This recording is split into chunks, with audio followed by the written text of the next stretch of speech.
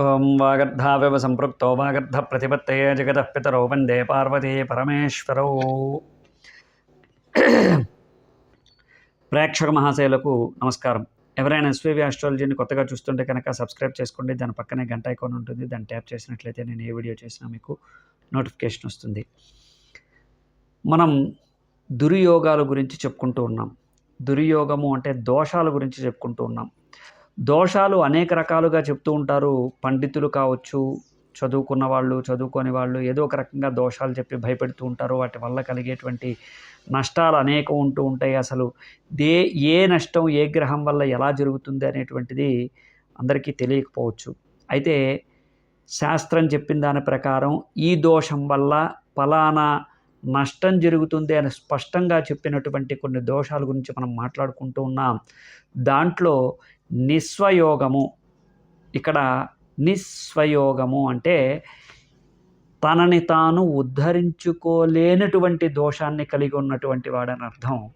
అలాగే ఈ నిస్వయోగం ఎవరికి ఉంటుందయ్యా అంటే జాతకరీత్యా జన్మించినటువంటి సమయాన్ని బట్టి పుట్టినటువంటి లగ్నాన్ని అనుసరించి 6వ స్థానంలోనూ 8వ స్థానంలోనూ 12వ స్థానంలోనూ ఏదైనా పాపగ్రహాలు అంటే మనకి శని, కుజుడు, సూర్యుడు, అలాగే రాహువు లాంటి వాటిని పాపగ్రహాలను పిలువబడుతున్నాయి. శని, కుజుడు, రవి, రాహువు ఇలాంటి గ్రహాలు సర్వసాధారణంగా కొన్ని చోట్ల బలంగా ఉంటాయి, కొన్ని చోట్ల బలహీనంగా ఉంటాయి. వాటిని కూడా పరిశీలించి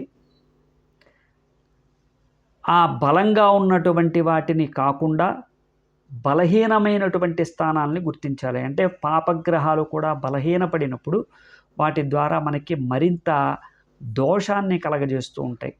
ఆయా స్థానాలేంటో కూడా మనం కొద్దిగా చదువుకున్న వాళ్ళైతే పరిశీలించగలుగుతారు. ఇక్కడ నేను ఇప్పుడు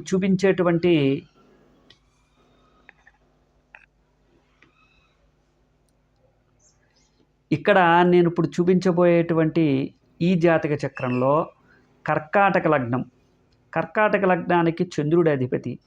చంద్రుడు 6వ స్థానంలో ఉన్నా 8వ స్థానంలో ఉన్నా, అలాగే 6వ స్థానానికి గురుడు అధిపతి, 8వ స్థానానికి శని అధిపతి.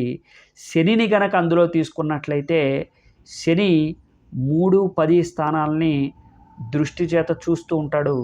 అలా అష్టమ స్థానాధిపతి అయినటువంటి శని 3వ స్థానానికి, అష్టమాధిపతి అయినటువంటి శని 3వ స్థానానికి అయినటువంటి కర్కాటక రాశిని చూడడం వల్ల కూడా ఈ దుర్యోగం కలుగుతూ ఉంటుంది. మిగిలిన గ్రహాల యొక్క బలాబలాల్ని కూడా చూసుకుంటూ ఉండాలి. ఏదైనా పాపగ్రహం దాన్ని తాకిందా లేదా అనేటువంటిది కూడా చూసుకుంటూ ఉండాలి. ఇక్కడ 12వ స్థానానికి అధిపతి బుధుడు శుభగ్రహం అయినప్పటికీ కూడా బలహీనపడి ఏదైనా నీచ స్థానంలో ఉండి ఆ లగ్నాన్ని చూస్తుంటే కనుక ఇబ్బందులు పడుతూ ఉంటాడు. అయితే బుధుడు ఆ అవకాశం లేదు, కానీ మీకు ఇక్కడ ఉపయోగపడుతుందన్న ఉద్దేశంతో ఉదాహరణగా చూపిస్తున్నటువంటి గ్రహం శని మాత్రమే అన్నిటినీ చూసుకోకూడదు. శని ఒక్కొక్కప్పుడు బలంగా ఉంటాడు. ఇప్పుడు ఇక్కడ వృషభ రాశిలో శని బలంగా ఉన్నప్పటికీ అష్టమ స్థానాధిపతి అవ్వటం, అది కూడా లగ్నాన్ని చూడటం, అలాగే దీనికి తోడుగా లగ్నాధిపతి అయినటువంటి చంద్రుడు కూడా షష్ఠ, అష్టమ స్థానాల్లో ఎక్కడైనా ఉంటే కనుక ఈ నిస్వయోగం అనేటువంటిది కలుగుతుంది. ఈ నిస్వయోగాన్ని షష్టాష్టమ వ్యయాధిపతులు, షష్టాష్టమ స్థానాల్లో ఉన్నటువంటి నీచగ్రహాలు, అలాగే లగ్నాధిపతితో సహితంగా ఏదైనా బలహీనపడితే కనుక, బలహీన స్థానాల్లో షష్టాష్టమ వ్యయ స్థానాల్లో ఉంటే కనుక ఈ నిస్వయోగం అనేటువంటిది చెప్పబడుతోంది.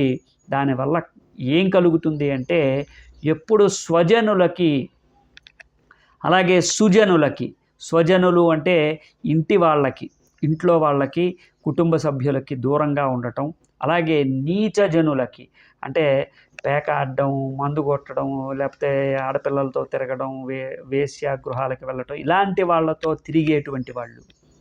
అలాగే ఎప్పుడూ కూడా వీళ్ళకి కలిగేటువంటి భార్య కూడా ఆమె నిస్సంతువై ఉంటుందట, అంటే సంతానం లేనిదై ఉంటుందట. వీళ్ళకి కలిగేటువంటి భార్య కూడా నిస్సంతువై ఉంటుంది. అంటే కుటుంబం లేకుండా పోవడానికి ఈయన జాతకం కూడా ఒక కారణమవుతూ ఉంటుంది. ఈయన జాతకాన్ని బట్టి ఈయనకు వచ్చే భార్య కూడా, ఒకవేళ స్త్రీ జాతకం అయితే భర్త అలా సంతానం లేనివాడుగా ఉండటం, అతని గోళ్ళు కూడా ఎప్పుడు గోళ్ళు దగ్గర నుంచి, అంటే నఖముల దగ్గర నుంచి అన్నీ కూడా వివరంగా చెప్పడం జరిగింది. అతను నిర్జీవమై, అంటే కళావిహీనమై ఉండటం, ఎప్పుడు కళ తప్పి ఉండటం. ఇప్పుడు మామూలుగా చూడండి, ఏదైనా ఒక మంచి పని చేసేటువంటి వాళ్ళు, ధర్మబద్ధంగా ఉండేటువంటి వాళ్ళు, ఒక ధార్మికమైనటువంటి మంచి మనసు కలిగినటువంటి వాళ్ళ ముఖ వర్చస్సు ఎప్పుడు కూడా నిండుగా ఉంటుంది, చూడబుద్ధేస్తుంది. కొంతమందిని చూస్తే వికారం వేస్తుంది. వాళ్ళు ఎప్పుడూ కూడా ధర్మబద్ధంగా ఉండరు. ఉదాహరణకి రోజు స్నానం చెయ్యాలి, రోజు దేవతారాధన చేసుకోవాలి అనుకోండి, వాళ్ళు పొద్దున్న లేచిన దగ్గర నుంచి ఒకటే పని. ఇంక వాళ్ళు ఏ పని చేస్తారా అనేది ఎవరికీ తెలియదు, పోరంబోగ్గా తిరుగుతూ ఉంటారు అంతే. వాళ్ళకి స్నానపానాదులతో సంబంధం లేదు, దేవతలతో పని లేదు, దేవతార్చనలతో పని లేదు.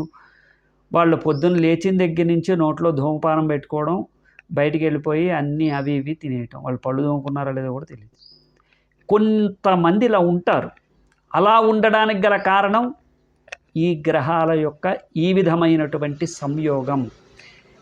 ఆ లగ్నాన్ని ఎవరైతే బలహీనపరుస్తూ ఉన్నటువంటి పాపగ్రహాలు ఉంటాయో వాటి వలన కలిగేటువంటి దుర్యోగం, దాంతోపాటు భర్త లేదా భార్య ఈ విధమైనటువంటి సంతానం లేనటువంటి వాళ్ళుగా కూడా ఉంటారు.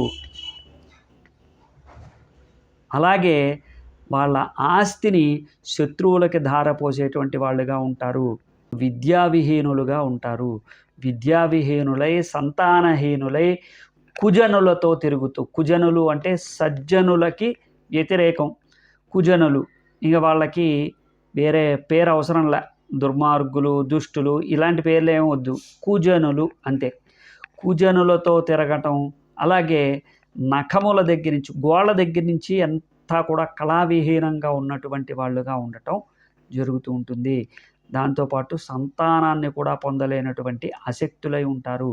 ఈ నిస్వయోగం వల్ల కలిగేటువంటి దోషం ఇది పక్కాగా మనకి మంత్రేశ్వరుడు అనేటువంటి ఋషి ద్వారా శాస్త్రోక్తంగా, శాస్త్రబద్ధంగా తెలిసినటువంటి ఒక దోషం. అయితే దీన్ని పరిహారం ఏం చెప్పారు అంటే, ఎంత దారిద్ర్యం ఉన్నా, ఎంత నిస్వయోగం ఉన్నా వాటన్నిటినీ పరిష్కరించగలిగేటువంటిది చండీమాత.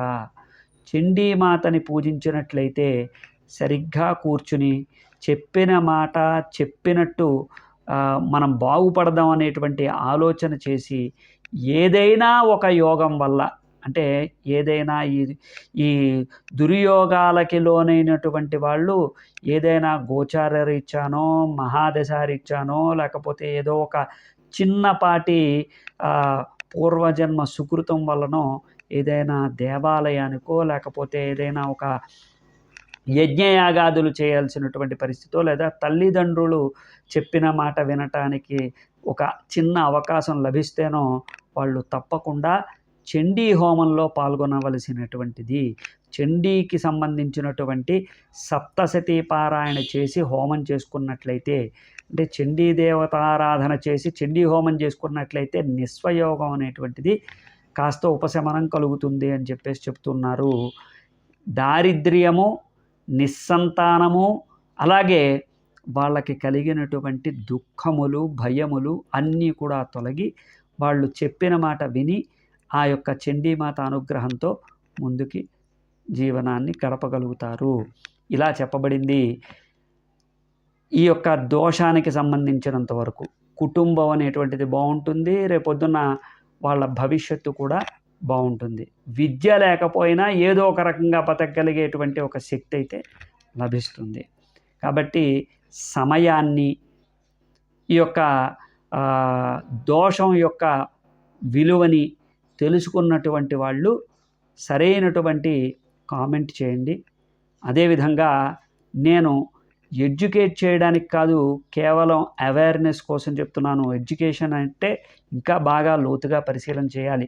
సప్తాంశ, నవాంశ, ద్వాదశాంశ, త్రింశాంశాలతో పాటుగా వీరికి అసలు పూర్తి జాతక చక్రంలో ఏ ఏ గ్రహాలు బలంగా ఉన్నాయి, ఏ ఏ గ్రహాలు బలహీనంగా ఉన్నాయి, బలహీనతకి కారణాలేంటి, ఇవన్నీ వెతుకుతూ 4 వైపులా నుంచి కూడా ఆ జాతకాన్ని పరిశీలన చేసి, ఆ జాతకం యొక్క బలాబలాలతో పాటుగా నిస్వయోగం ఉందా లేదా అది నిర్ధారణ చేసుకోవాల్సినటువంటి అవసరం ఉంటుంది.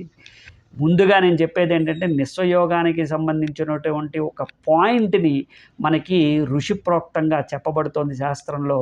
దాన్ని మాత్రమే మీకు చెప్పడం జరుగుతోంది. కాబట్టి దీన్ని మీరు దృష్టిలో పెట్టుకుని, మీకు కలిగినటువంటి ఇబ్బందులను తొలగించుకోవటం కోసం ఈ పరిష్కార మార్గం వాడండి అని చెప్పడం జరుగుతోంది. కాబట్టి మీరు మీ సందేహాల్ని మాకు కామెంట్ రూపంలో తెలియజేయండి. అంతేకాదు సమస్త జనులకు కూడా దేవతల యొక్క అనుగ్రహం పొందడం కోసం ఈ యొక్క కార్యక్రమాలు, ఫలాలు మనకి అందించడం కోసం ఋషులు మనకి ఎన్నో రకాలుగా తయారు చేసి పెట్టారు.